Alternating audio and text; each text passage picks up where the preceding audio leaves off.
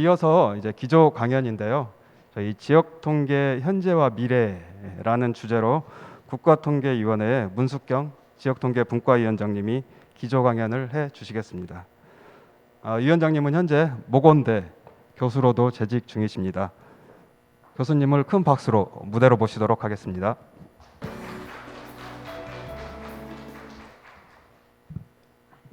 네, 안녕하십니까. 문숙경입니다.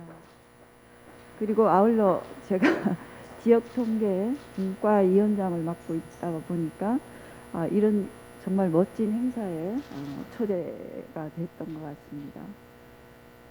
저는 무엇보다도 오늘 너무 감격스러운 그런 생각이 들면서 자리에 앉았는데 조금 이따 발표하시면 알겠지만 제가 개인적으로 사실은 상당히 오래전부터 지역 통계의 중요성을 개인적으로 많이 이렇게 고민했던 사람 중에 한 사람으로서 오늘 와서 뵙고 국장님 말씀처럼 이렇게 우리가 놀라울 정도로 우리가 많이 발전을 했구나.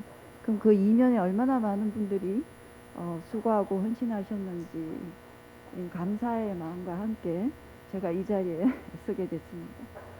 자, 먼저 오늘 주제는 지역 통계의 현재와 미래입니다만은 현재는 제가 잘 알 수 있고 우리 모두가 아는 상황이지만 미래는 사실 그 누구도 잘 알 수는 없습니다.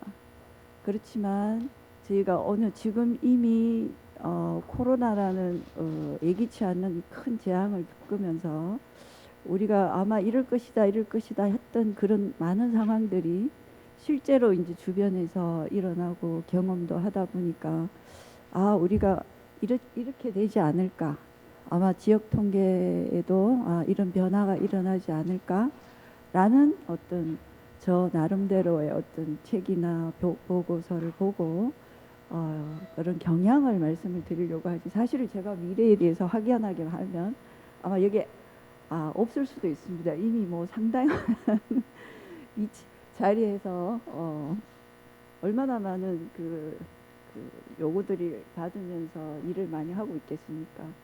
근데 아무도 미래는 확연하게 말씀을 드릴 수 없다는 것을 전제하면서 경향 앞으로 다가올 그 어떤 그런 것들을 말씀을 드리고자 합니다. 먼저 날씨도 너무 좋고요. 그래서 정말 멀리서 오신 분들이 많을 텐데 날씨까지 이렇게 도와주셔서 더 멋진 행사가 되는 것 같습니다. 그리고 준비해 주신 그 우리 지역통계 총괄과 그리고 국장님을 위시해서 과장님 모든 분들 수개월 전부터 이렇게 준비를 하고 계시더라고요. 저도 못 모르고 응했다가 사실은 좀 스트레스도 받고 힘들었습니다. 또 나름대로 이 준비하는 과정에서 저도 공부가 되고 참 좋은 또 기회가 됐구나라고 생각하면서 감사의 말씀을 드립니다. 먼저 저희 첫 번째 페이지 보시면 이제 소외라고 나오고 있습니다. 저는 통계 쪽의 공부를 학부부터 시작을 해서 지금 제가 한 60이 넘어서 40년 이상을 통계하고 관련된 공부, 연구, 업무 이렇게, 그리고 통계청하고 이렇게 인연을 맺고 여러 뭐 평가나 이런 업무들을 하면서 관계를 맺은 것도 지금 좀 전에 국장님 말씀처럼 20년이 넘었습니다. 한 22, 3년이 되는 것 같아요. 그래서 농담 삼아 저의 젊음을 통계청하고 같이 보내는 것 같다. 이렇게 말씀을 주고받았습니다. 자, 저희 오늘은 현재와 미래, 그런데 현재 쪽보다는 미래 쪽에 조금 더 시간을 할애해서 제가 발표를 드리려고 합니다. 시작하기 전에 제가 관심 분야가 사실은 아까 인사 말씀처럼 지역 통계하고 사실은 농어촌 통계, 개인적으로 참 관심이 많았었습니다. 왜 특별히 더 이렇게 관심을 제가 갖게 됐냐면 사실 그때만 해도 통계청의 본청에서는 국가 통계만 열심히 하면 된다 하는 그런 분위기였었어요. 그리고 제가 사실은 그 선진국이 독일이나 이런 데 가보면 정말 잘 산다라는 게 뭔가라는 생각을 좀 많이 하게 되는 그런 나라였습니다. 우리도 지금 이제 선진국 문턱에 진입하고 있고 실제로 디지털의 어떤 그 사용이나 개발은 거의 선진국 수준이 아닌가 이런 생각이 들 정도거든요. 이게 더군다나 이 우리가 코로나를 겪으면서 아마 더 피부로 절감이 되시는 게 정말 이 그 경제의 그 부 혹은 그 못 살고 잘 살고가 차이가 너무 심하게 또 가속화가 되는 그런 거를 아마 다들 느끼실 텐데요. 지역 균형이 정말 골고루 발전이 되는 나라.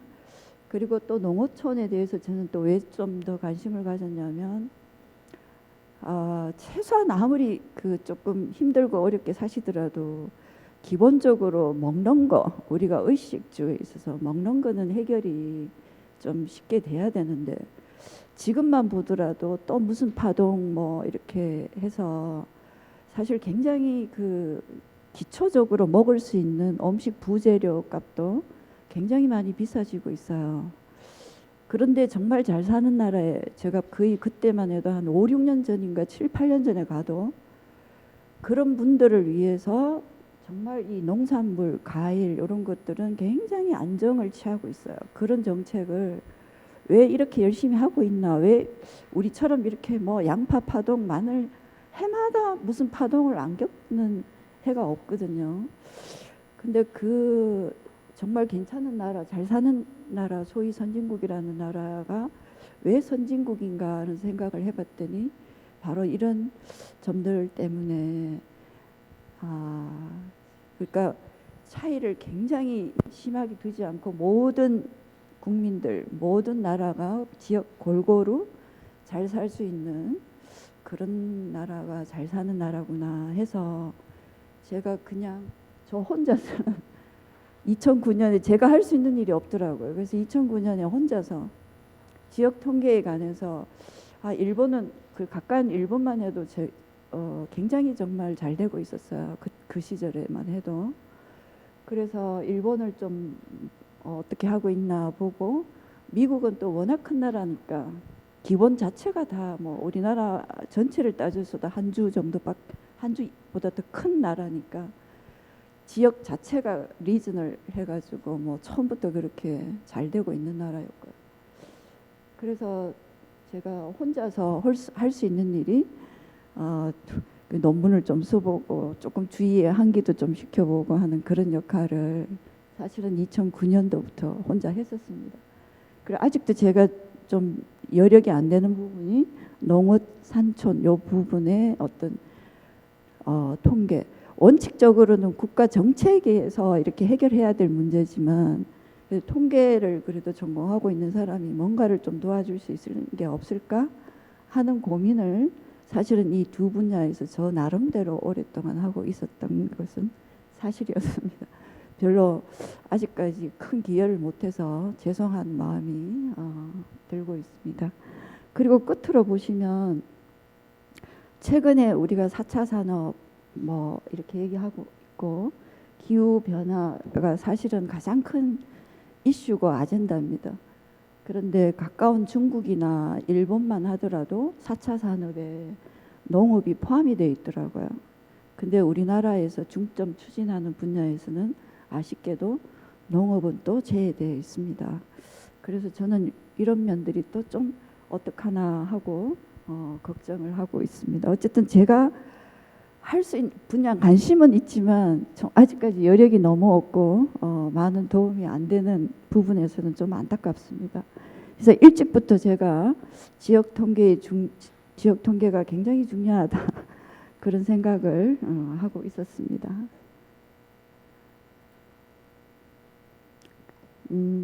그리고 지금 이제 지역 통계의 현재 보시면 불과 5, 6년 사이에 우리 지금 지역 통계 총괄과라는 이름은 조금씩 변했지만 통계청 본청에서 지역 통계의 중요성을 간파하시고 이 지역 통계를 총괄하시고 업무 전담을 하시는 이 총괄과도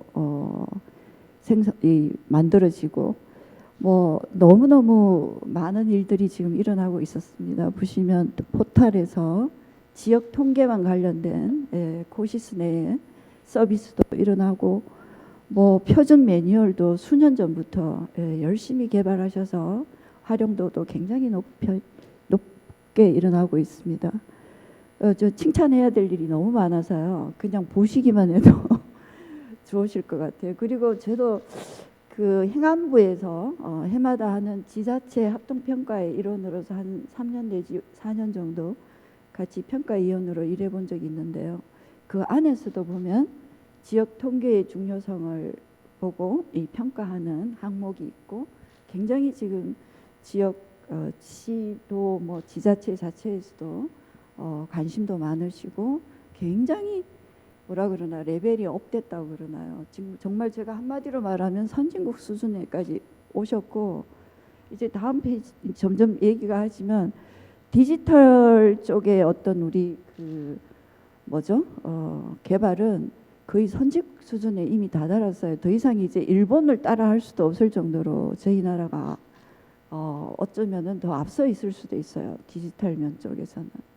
물론 이제 내용면이나 이런 데는 아직 조금 저희들이 더 보고 배워야 될 점이 있지만 그리고 지금 우선 외형적인 성장에서도 보면 우리 이 지역 통계가 어마어마하게 거의 국가 지정 승인 통계 중에서 차지하는 비율이 가장 제가 최근에 통계청 홈페이지에 들어서 찾았습니다. 거의 50%에 육박할 정도로 지역 통계가 차지하고 있고요. 이런 외형적인 성장뿐만 아니라 질적인 면에서도 어마어마하게 지금 성장이 됐다고 저는 감히 말씀을 드립니다. 정확성도 많이 제고되고요. 시성, 이용자 위주의 뭐 맞춤 통계 생산, 데이터 기반 정책 모든 면들이 상당히 많이 괄목할 만한 성장을 이뤘고요. 특별히 그 중에서도 그 코시스 내에 우리 그 우리 지역 통계만 모아서 서비스해주는 그런 사이트도 이미 시각화 정보까지 뭐 그 지속적으로 시성을 제고하고 관리하는 것뿐만 아니라 서비스 시각화까지 어마어마하게 저런 정보까지 제공하는 나라는 그렇게 흔치 않습니다. 사실은. 네. 그리고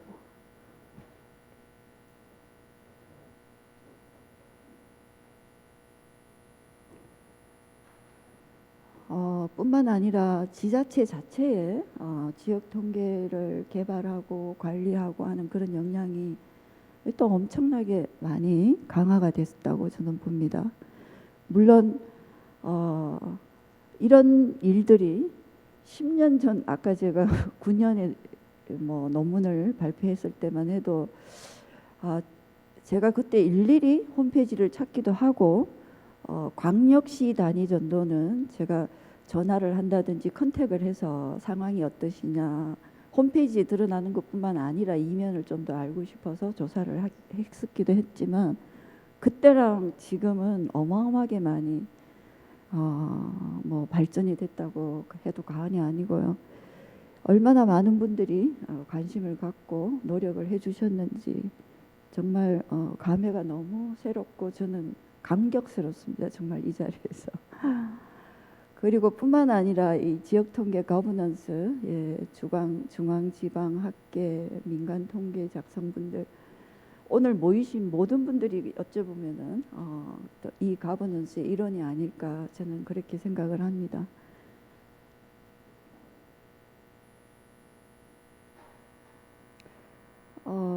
개선점을 그래도 조금 말씀을 드리자면 예컨대 이제 코시스 안에 우리 이 지역 이 통계만 모아놓은 서비스를 하고 있는 이 지방 지표 안에 보면 아직까지 그래도 이제 지자체 간에 수평적으로 혹시 비교를 해보려고 하나 하면 좀 안 되는 부분이 덜어 보이고요. 또 역시나 아직까지 그 시군구 단위까지는 사실은 제가 생각하기에는 지역 통계라고 하면 당연히 시군구 단위까지 제공을 해야 되고 또 거기까지 나와야 되는 게 저는 지역 통계가 아닐까 이렇게 생각을 합니다. 그래서 아직 공표가 되지 않는 그런 통계가 조금 많습니다. 그래서 우리가 좀 더 노력을 해서 시군구 단위까지 공표될 수 있도록 좀 더 노력을 해야 될 것 같고요. 시의성도 또한 굉장히 많이 개선이 됐어요. 정말로 좋아졌는데 또 불구하고 저희들이 요번에 그 코로나라는 이 정말 예기치 않는 상황을 겪으면서 보면 와, 저 시의성이 얼마나 중요한지 정책 결정을 하시는데 바로 한 달 후나 세 달 후에 뭐 아니면 지금 우리 그 뭐죠? 소상공인들 분들 예컨대 도와줘야 되겠다 하면 1년 전에 자료를 갖고는 불충분하지 않겠습니까? 그죠? 그런 어떤 여러 가지 상황들이 요번에 어쨌든 이 코로나가 굉장히 안 좋은 상황이지만 또 저희들의 어떤 사고랑 뭐 여러 가지를 많이 변화시키고 생각을 많이 하게 하는 그런 계기도 되는, 그래서 시의성은 계속해서 좀 더 당겨야 되지 않나라는 생각을 제가 했습니다. 그러고 아직 미미할 수는 있는데요. 지금 현재 이 나라 통계는 이 나라 통계대로 따로 하시고 이 지방 지표는 이 지방 지표대로 사이트가 좀 구분이 되어 있습니다. 근데 이 나라 통계 안에도 지역 통계들이 일부 들어 있고요. 근데 이제 주로 이 나라 통계는 아마 중앙행정 쪽의 정책을 지원하기 위해서 처음부터 이제 사실은 만들어진 사이트였다고 저는 알고 있습니다. 근데 아마 제 생각에는 앞으로의 어떤 정책 입안을 할 때는 저런 소지역 단위까지의 어떤 데이터가 없이는 정책을 입안하기가 되게 힘들지 않을까라는 생각을 좀 이따가 제가 이후에 말씀드리겠지만 꼭 필요한 데이터가 지역 통계일 것 같아요. 그래서 아마 제 생각에는 저 두 개가 합쳐져야 되지 않을까. 이건 방향성을 얘기합니다. 지금 당장 합쳐라 마라 이렇게 말씀을 드릴 수는 없지만 아마 그렇게 가지 않을까라는 생각을 하게 됐습니다.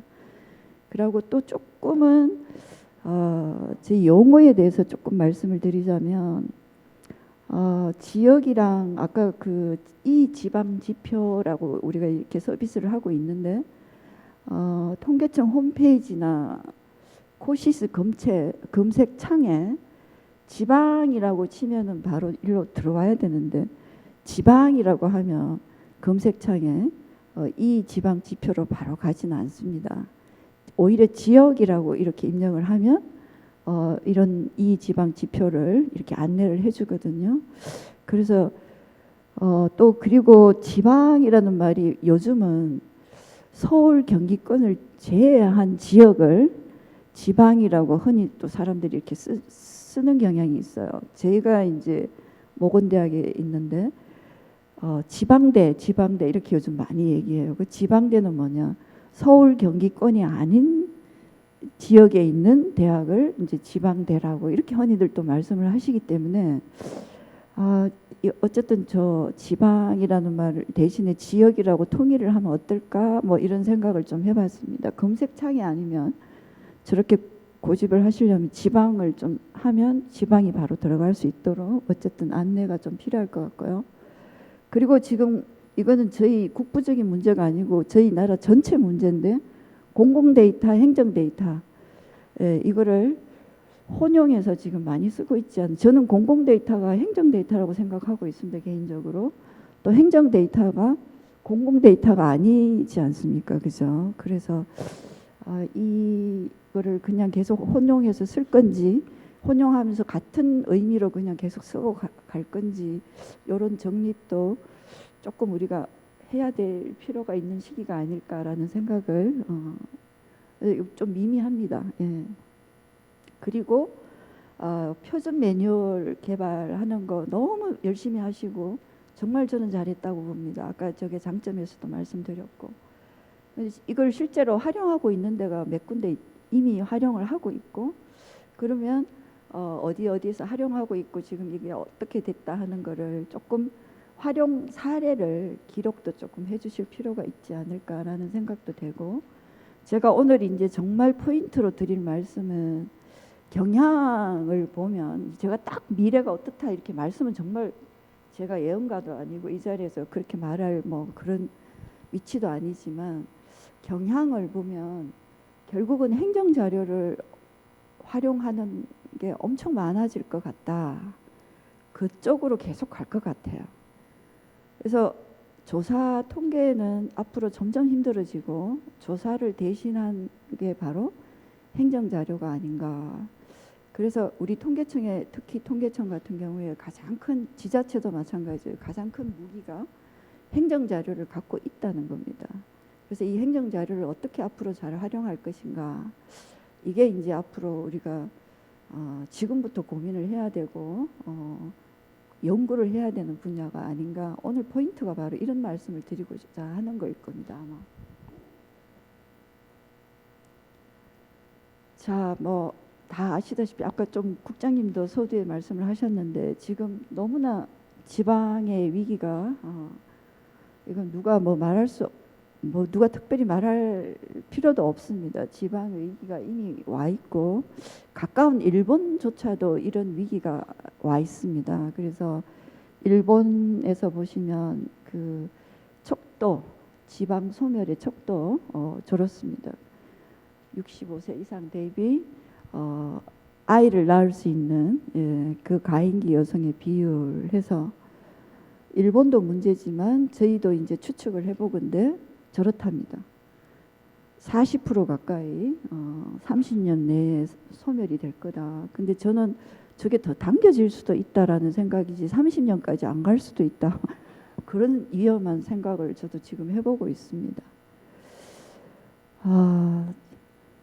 예컨대 이제 경상북도 쪽에 보시면 70만이 감소를 하셔서 이미 인구의 인구 감소가 지금 이 경상북도 문제가 아니라 제가 지금 근무하고 있는 지역 지방 대학의 사멸 이렇게 해서 예측을 했는데요. 43년입니다. 그러면 43년이면 지금 한 20년 정도밖에 안 남아서 20여 년 만에 수도권 대학만 남고 지금입니다. 출생률이랑 모든 거를 이렇게 그리고 지방 이탈하는 그런 여러 가지를 추측해서 계산을 한 결과 저게 꼭 맞다는 보장은 없어요. 예. 저기 고등교육 정책 포럼에서 나타난 것을 제가 그냥 하나 카피해서 갖고 왔습니다. 이 정도로 위기가 저희 가까이 지금 오고 있다. 이렇게 저도 보고 저희 대학도 많은 준비를 하고 있습니다. 여기 대해서 대응해서.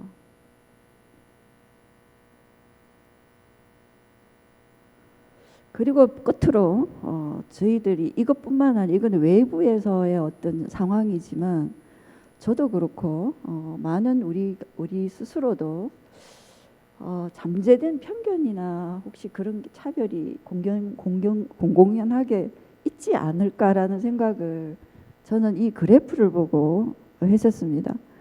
그렇다고 저 이 그래프 그리신 분을 지금 제가 뭐라 하는 게 아니라 원래는 지금 이 서울 경기가 워낙 특출하잖아요. 아까 뭐 인구의 그 좁은 면적의 50%가 지금 있으니까 인구 밀도가 얼마나 높겠습니까?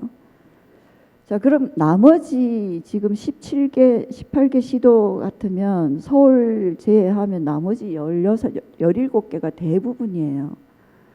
그럼 그래프를 그릴 때 어떻게 그려야 되나? 저희 초등학교 한 5학년에서 막대 그래프 그릴 때 저 서울 경기는 이상치라고 얘기합니다. 이제 어려운 학생들한테 어려운 얘기니까 이상치라고 안 하고 한 개가 이상하게 뭐 이렇게 큰 숫자나 작은 수가 나오면 나머지 숫자를 보고 그래프를 그려줘야 된다 하는 게 이제 보편타당하게 배우는 지금 우리가 배웠던 내용이에요. 이 초등학교 수준입니다. 5학년. 근데 지금 그렇게 그렸다고 보세요. 안 그렸다고 보세요. 그렇죠. 이런 아무것도 아니지만 아주 사소한 그림 같지만 이런 그림들이 사실은 제가 누가 어디에서 갖고 왔다고 말씀은 안 드리지만 저거 보세요 밑에 예. 이런 그 책자에 버젓이 이렇게 예, 발표되고 있습니다.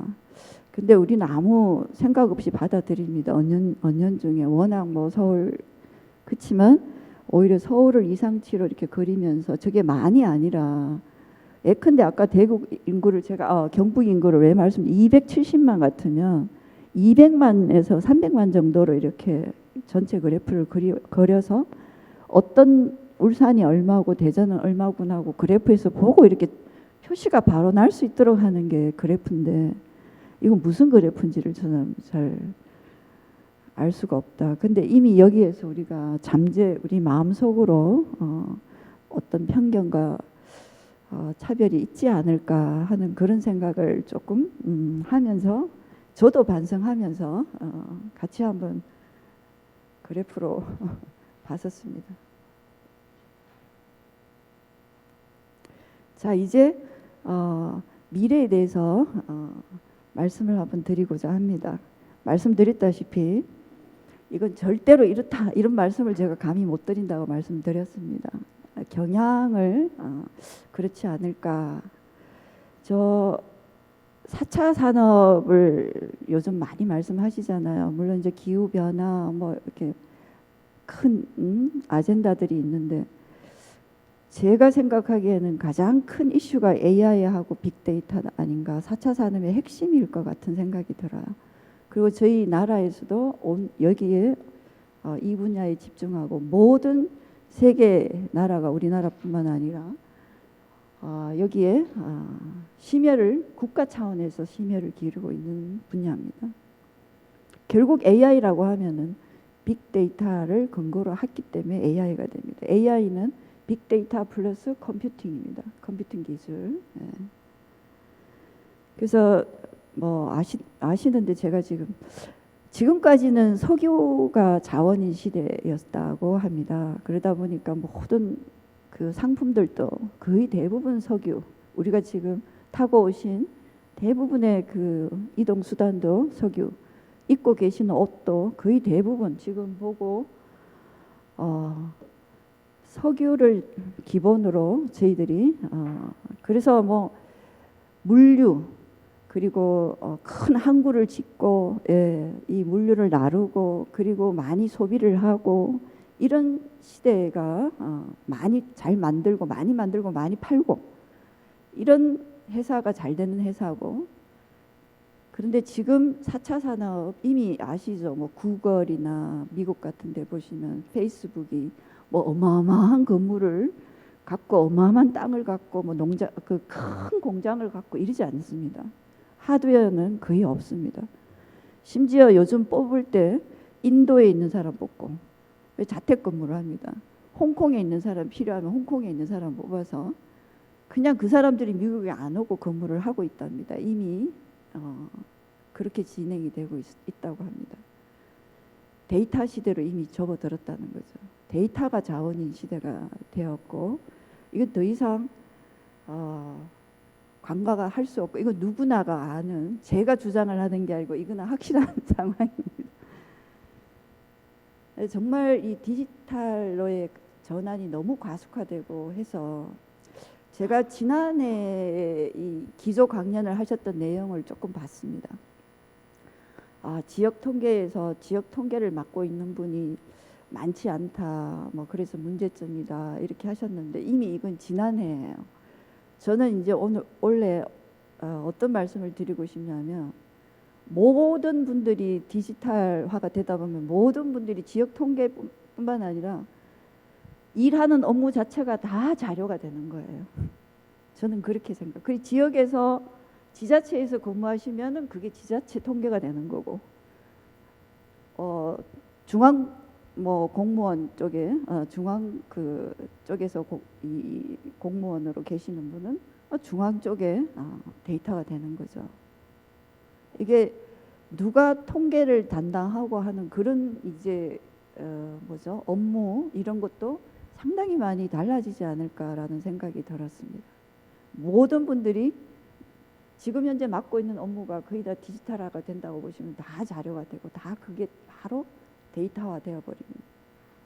저는 그렇게 생각해서 뭐 지역 통계를 담당하시는 분이 좀 적은데 어떡하나 이런 말씀을 이제 더 이상 고민을 안 하셔도 된다고 저는 생각이 되고요. 아시다시피 지금 AI가 어느 정도냐 우리 깜짝 놀랐잖아요. 16년에 그 뭐죠? 알파고 그 이미 16년인가 17년이었습니다. 그때만 해도 획기적이었었어요. 와 어떻게 사람을 이기지? 그거 결국 또 그거는 바둑의 한 분야니까 뭐 아유 바둑만 그렇겠지? 예, 이미 바로 그 다음에 바둑뿐만 아니고 보드게임 몇 개의 게임을 이미 인간을 이기는 알파고 이름을 조금씩 바꿉니다. 뭐 한 해 한 해 다르게 지금 AI가 어마어마하게 지금 진보되고 발전이 되고 있답니다. 그래서 심지어 기술의 특이점이 도달하지 않을까. 이제 더 이상 AI가 인간의 한계를 넘어버리기 때문에 인간이 더 이상 개발할 수 있는 분야는 없지 않냐. 이게 마지막 종착역이 될 수 있을 것이다. 오히려 인간을 뛰어넘을 것이다 하고 예측을 하시는 학자분들께서 꽤 많았었어요. 그래서 아시다시피 지금 뭐 빌 게이츠뿐만 아니라 그 라디오에서 예컨대 5만 명의 사용자, 이용자, 청취자를 확보하는데 38년이 걸렸다면 포켓 몬스터라는 게임이 단 2주, 3주도 안 돼서 19일 만에 5만 명을 넘어버렸답니다. 페이스북 이용자 한 해 보세요. 17년만 해도 지금 몇 년입니까? 한 4년? 이렇게 어마어마하게 너무나 빠른 정말 눈 깜짝깜짝할 사이에 지금 우리가 자고 일어나면 달라지는구나, 자고 일어나면 달라지는구나 하는 그런 시대를 지금 살고 있지 않나. 그래서 지금 이런 AI하고 빅데이터가 비단 뭐 우리하고 좀 관계없는 분야에서 일어나고 있겠지? 예, 그건 아니고 이미 지금 보시면은 메타버스라고 많이 들어보셨을 겁니다. 불과 이게 제가 알기로는 2, 3년 전만 해도 불가능하다 이렇게 생각을 했는데 우리가 이 코로나 시대를 겪으면서 저 메타버스를 훨씬 앞당겨 버렸다는 겁니다.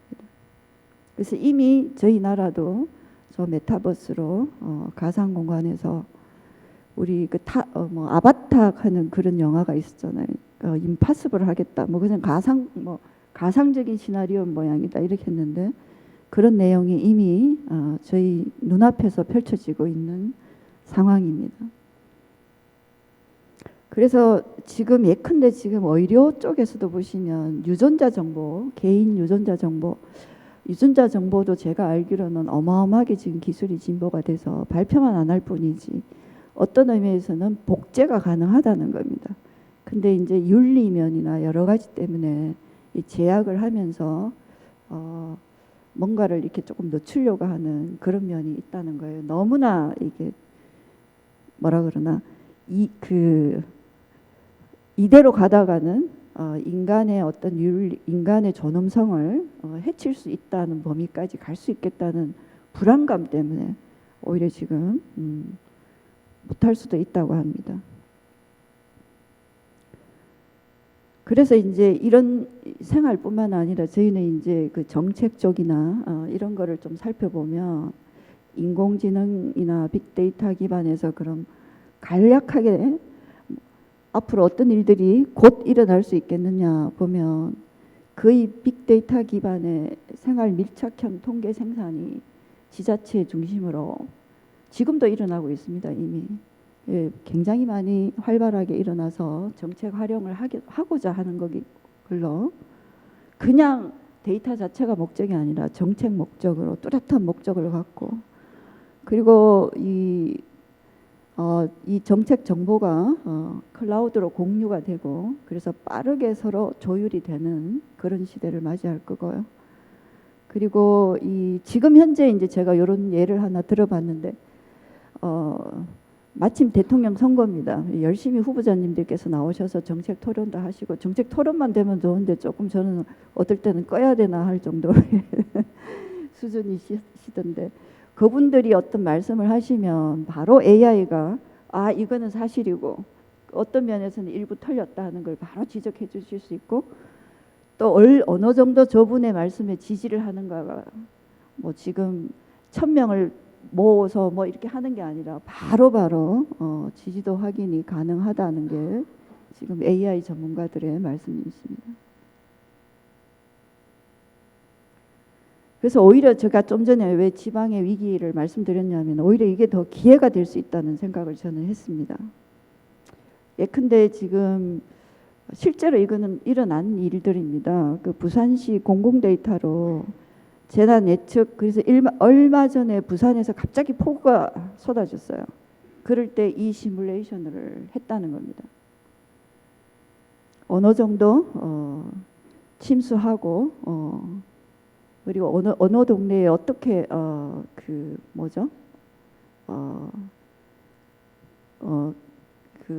비가 덜이치니까 빨리 어떻게 먼저 이렇게 손을 써야 되고 공무원님들께서 빨리 가셔서 이거 어느 지역부터 먼저 어떻게 해야 된다는 거를 시뮬레이션으로 이미 했지만 거의 맞았다는 얘기를 저는 들었습니다. 그리고 저기 뉴욕타임즈지에서 얼마 전에 최근 한 달도 안 됐을 것 같은데요. 그 100원 그 미국으로 말하면 9센트짜리 택시 뭐 이래서 막 극찬을 한 일이 있습니다. 저도 그걸 보고 왜 이런 얘기를 하셨냐면은 아시다시피 멀리 떨어져 있는 지역이니까 이제 버스를 더 이상 운행을 할 수도 없고 그 지자체 예산도 너무 좀 문제고 이러니까 오히려 필요할 때 택시를 이용해 줄게 이렇게 하셨던 것 같아요. 그러면 어떤 좋은 점이 있냐면은 대부분 이분들이 나이가 많으시니까 홀로 고독사도 위험이 있어요. 그러면 이런 데이터를 어떻게 찾느냐? 평소에 어떤 분은 3일에 한 번씩 장을 보러 나오셨는데 3일 내지 5일 일주일 동안 연락이 없으신 거예요. 이 택시를 이용을 안 하신 겁니다. 그러면 뭔가 아프시든지 혼자 편찮으시든지 뭔가 위험 수준이 있다는 거죠. 이런 것들을 사실은 굉장히 요즘 중요하거든요. 오히려 빅데이터 시대에 소수 데이터가 굉장히 중요합니다. 그래서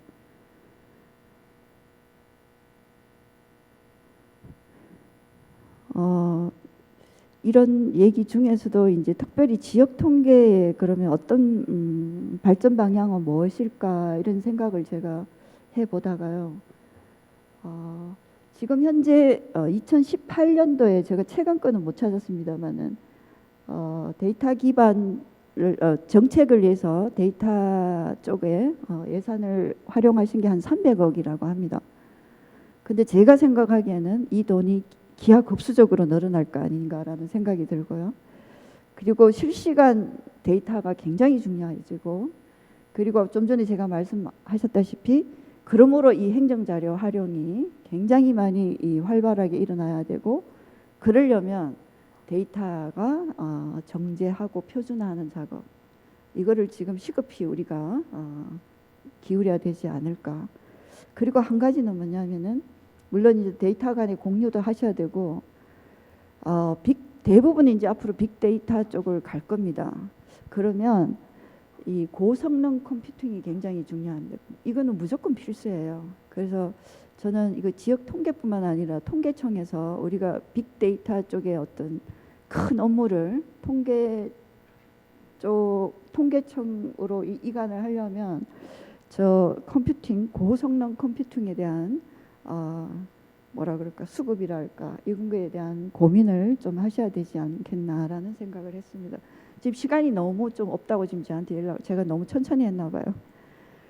지금 말씀드렸던 로드맵이 바로 이런 얘기입니다. 행정자료 지금 현재는 지금 보이는 게 행정자료가 제일 제가 많이 눈에 보입니다. 이거를 어쨌든 앞으로 많이 활용이 돼야 되고 활용이 할 수밖에 없고요. 그리고 표준화, 그리고 서로 지역 간에 서로 도움을 주고 받을 수밖에 없어요. 여기서 이탈하면은 결국은 낙후가 되는 겁니다. 지금 이런 흐름에 막 꼭 하라 마라 할 필요가 없어요. 이게 여기서 낙후가 되는 그 지자체는 바로 뒤떨어질 것 같습니다.